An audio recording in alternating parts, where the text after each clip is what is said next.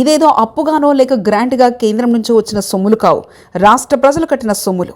అవును, రాష్ట్ర వ్యాప్తంగా శుక్రవారం ఒక్కరోజే భూములు పొలాలను రిజిస్ట్రేషన్ చేసుకున్న వారు కట్టిన సొమ్ము. అది కూడా సాయంత్రం 5 గంటల వరకు సర్కారుకు జమైన సొమ్ములను రెవెన్యూ శాఖ అధికారులు తెలిపారు. శనివారం ఫిబ్రవరి 1 నుంచి రాష్ట్రంలో భూముల ధరలు పెరుగుతున్నాయి. దీంతో రిజిస్ట్రేషన్ ఛార్జీలను కూడా పెంచుతున్నారు. ఈ విషయం గత 4 రోజులుగా మీడియా ప్రధానంగా వెలుగులోకి తెచ్చింది. మంత్రులు కూడా చెప్పుకొచ్చారు. ఈ నేపథ్యంలో రిజిస్ట్రేషన్ ధరలు, భూముల ధరలు పెరిగితే మరింత భారం అవుతుందని అనుకున్న మధ్యతరగతి, ఉన్నత వర్గాల ప్రజలు శుక్రవారం కొత్త కొనుగోళ్లకు తెరదీశారు. ముందు రిజిస్ట్రేషన్ చేసే అంటూ స్థానిక సబ్ రిజిస్ట్రార్ కార్యాలయాలకు పోటెత్తారు. వీటిలో విజయవాడ, విశాఖపట్నం, కర్నూలు కొత్తగా చేరింది.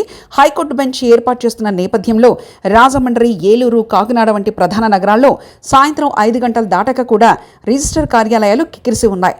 మాఘమాసం అందున శుక్రవారం మంచి రోజు కావడం, తెల్లవారితో ధరలు పెరుగుతుండటంతో భూములు కొనేవారు, అపార్ట్మెంట్ ఫ్లాట్స్ కొనుగోలు చేసేవారు వరుసపెట్టి క్యూ కట్టారు. దీంతో రెవెన్యూ శాఖ సాయంత్రం 5 గంటల వరకు జమైన సొమ్ము 12,325,00,000 వరకు అందినట్లు అధికారులు తెలిపారు.